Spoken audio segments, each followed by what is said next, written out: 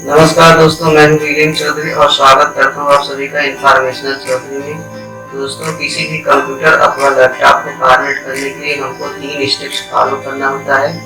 पहला होता है वो टेबल टूल को डाउनलोड करना, दूसरा होता है विंडोज की फाइल को डाउनलोड करना और तीसरा होता है पीसी मीडिया जैसे कि डीवीडी अथवा पेन ड्राइव को बूटेबल बना करके उसकी मदद से कंप्यूटर अथवा लैपटॉप को फॉर्मेट कर सकते हैं। दोस्तों, तो बहुत से बूटेबल टूल मौजूद हैं, लेकिन आज हम जिस बूटेबल टूल की बात करने वाले हैं वो बहुत ही लाइट वेट है और इजी टू सेटअप है।